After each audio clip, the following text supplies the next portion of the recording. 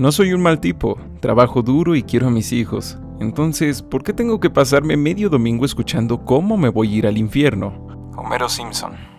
El mayor problema que enfrenta la legendaria sátira de la familia amarilla no es su prolongada decadencia creativa, donde las tramas se repiten una y otra vez sin parar. Más bien, eso vendría siendo una consecuencia del que parece ser su verdadero problema. En el principio de la década de los 90, algo que hoy sonaría increíblemente improbable, como que un tipo sin educación superior, con un trabajo con paga mediocre, pudiera pagar una casa de 2 plantas con 2 autos, era, pues, no solo creíble, verosímil, era más bien parte de una sensación común, parte de una burbuja de normalidad y vivencias con las que muchos se sentían identificados en Estados Unidos y muchos países más. Se podría decir que los Simpson murieron de éxito, pues su época hace mucho terminó y siguen vivos. Aparecieron varios shows que se inspiraron en ellos y hasta cumplieron sus ciclos siendo cancelados o agotando sus fórmulas, y aún así,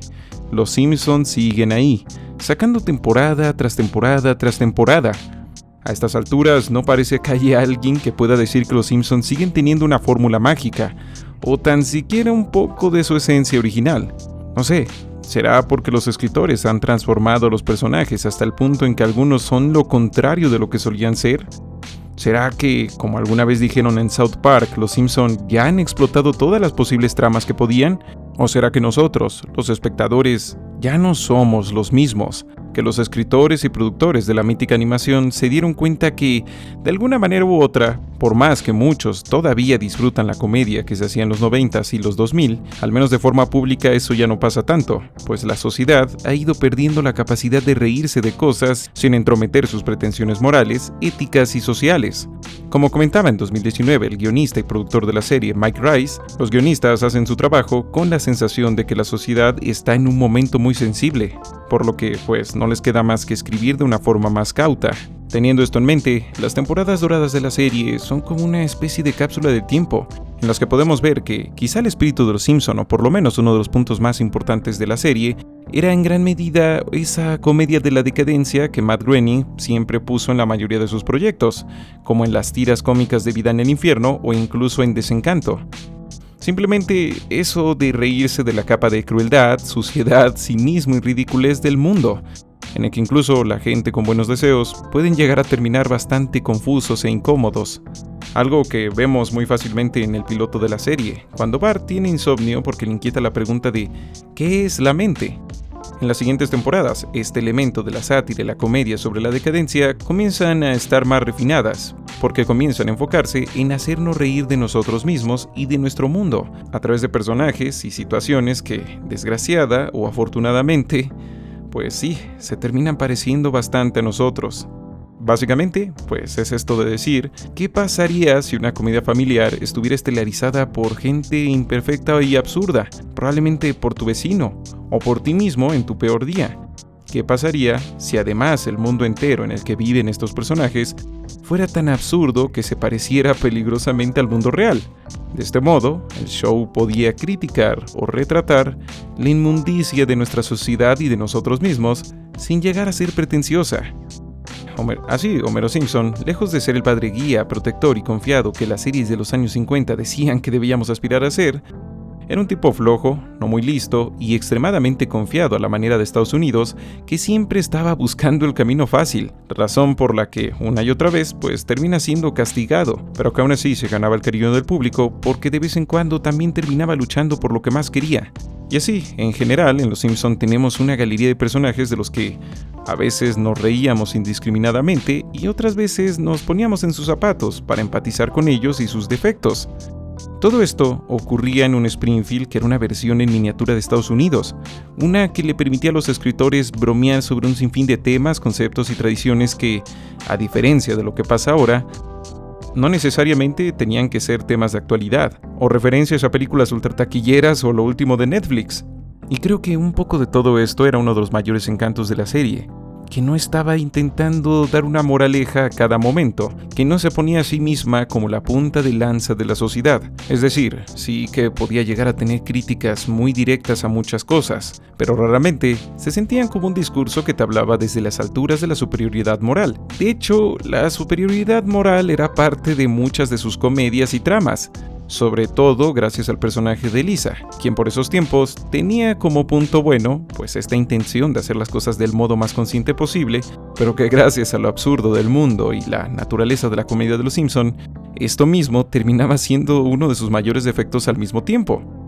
Para el actual aire de cinismo social, parece ser que este tipo de comedia es casi imperdonable, pues en redes sociales y otros medios, es claro que se considera que uno no puede simplemente reírse de las cosas y ya, que hay ciertas cosas a las que no puede representar con defectos, con absurdos, con contradicciones, porque en todo caso, sin importar lo que estés haciendo, se deben promover las visiones correctas y más informadas sobre cualquier situación o concepto, y que cada tema que se toque, por más que sea tratado dentro de una simple comedia satírica, debe ser retratado con toda la rigurosidad posible, porque aún tratándose de una caricatura, se debe tener miedo a que alguien en algún lugar malinterprete las cosas y use todo esto para justificar cualquier idea nefasta que tenga.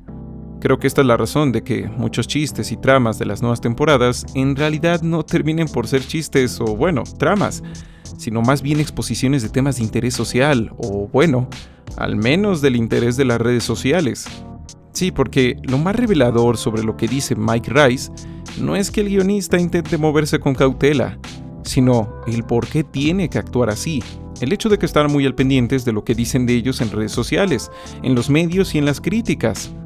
Y es que en redes sociales, cuando explotan estas intensas discusiones que atacan a los guionistas hasta por los más mínimos cambios que hagan en cualquier caricatura o serie de ficción, las masas demuestran tener bastante miedo de las mismas masas. Le temen a la más mínima grieta o confusión que se pueda generar dentro de la moral, ideología o la ética de cualquier persona. Algo que naturalmente los lleva a vivir en la sospecha, a vivir enjuiciando cualquier elemento de series que a veces pues ni siquiera ven. Pareciera ser que la sensación de poder cambiar algo dentro de sus productos de entretenimiento a muchos les sirve como placebo. Digo, porque por más que muchas veces comentar durante horas y horas en internet puede causar mucho placer y esa sensación de que está siendo escuchado, a veces esto no tiene la menor repercusión en las discusiones de los congresistas para los que Facebook no es más que un WhatsApp azul con fotos, pero sí que tiene repercusiones en guionistas y producciones que saben que o se doblegan a internet y sus extrañas y cambiantes dinámicas, o simplemente no tendrán el rating que necesitan para seguir existiendo.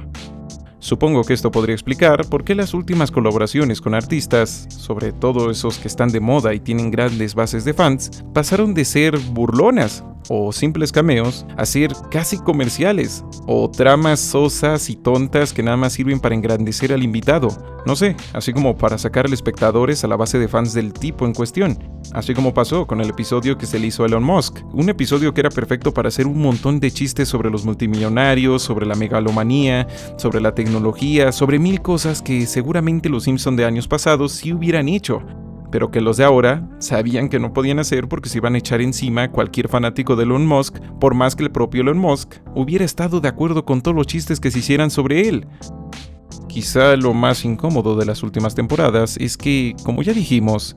los personajes de Los Simpson están desconectados de esa realidad que era la mayor fuente de su comedia, pues tal cual, al vivir en esa realidad de la clase media de los 90, pues ya no tienen muchos modos creíbles y no forzados de tocar tramas frescas que podrían salir de temas como el alzamiento de las rentas, la polarización política, la desintegración familiar, largo etcétera de cosas que no tienen y no tendrían sentido ni problema para una familia donde un tipo con un trabajo mal pagado puede pagar una casa, mantener una familia que hoy ya se considera numerosa, tener 2 autos y un sinfín de cosas más. Supongo que por esto, algunos de los mejores episodios de las últimas temporadas son aquellos que abandonan el estatus de los personajes y llevan a la serie por nuevos caminos, como ese en el que vemos el futuro hipotético de Bart, o la saga en la que exploran una historia alterna donde ponen a prueba la moralidad y la identidad de Ned Flanders y Homero. Si bien Los Simpson nunca fueron una serie realista o muy cruda, ahora mismo, a pesar de ser una comedia animada, parece que para muchos sí que son demasiado realistas. Pues, en parte, gracias al alarmismo moral de la sociedad, se espera que si una comedia va a empezar a hacer chistes de temas delicados o ideológicos, lo haga siendo tan exagerada y absurda que nadie pueda tomárselo demasiado en serio. No sé, como pasa con Rick and Morty o Padre de Familia. Y esto es algo que le juega muy en contra, porque como ya se dijo, el humor de los Simpson no solo se trataba de reírse desde fuera de las contradicciones de nuestro mundo y sus tendencias, de reírnos de nosotros mismos, nuestras ideas, nuestras creencias y nuestros defectos. Algo casi imposible cuando ya es muy difícil identificarte con los personajes y con su mundo. Y cuando en esta cultura voyerista de observar y enjuiciar a todos y todo con alarmismo moral, lo último que puedes llegar a desear es mostrar, o bueno, pensar en tus propios defectos. Digo, no es en este último mecanismo en lo que se basa la gran mayoría de perfiles de redes sociales y de equipos de relaciones públicas de empresas y productoras de cine y animación. De ninguna manera tener el más mínimo defecto y todo plantearlo de una manera ultra perfecta. En fin, creo que no hay mejor manera de terminar este video con la frase que una vez dijo, de forma casi profética, el abuelo Simpson. Yo estaba en onda, pero luego cambiaron la onda. Ahora la onda que traigo no es onda, y la onda de onda me parece muy mala onda. Y te va a pasar a ti. Muchas gracias por haber visto este video. Sin más por el momento, se despide Esquizofrenia Natural. La realidad es frágil porque nadie tiene todas las respuestas.